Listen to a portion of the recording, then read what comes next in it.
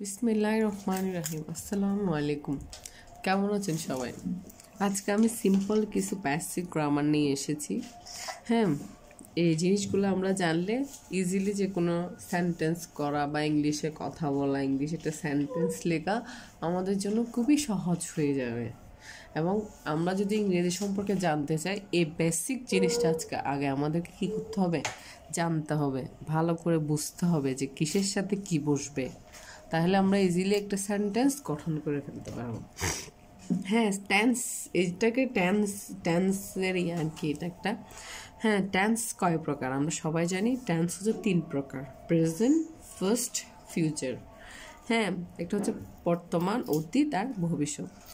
যখন প্রেজেন্ট টেন্সে হয় কোনো একটা সেন্টেন্স, তখন আই হচ্ছে কি সাবজেক্ট, আই হচ্ছে সাবজেক্ট। তখন আই সাবজেক্টের সাথে আমরা কি বসাবো, এই জিনিসটা আজকে শিখবো।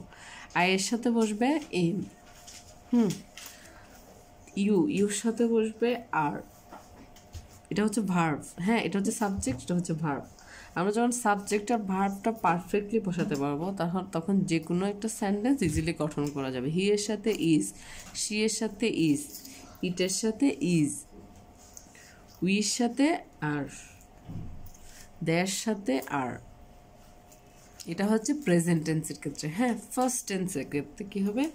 আই এর সাথে ওয়াজ, ইউর সাথে আর, হি এর সাথে ওয়াজ, শির সাথে ওয়াজ, ইটের সাথে ওয়াজ, উইর সাথে অয়ার, দের সাথে অয়ার।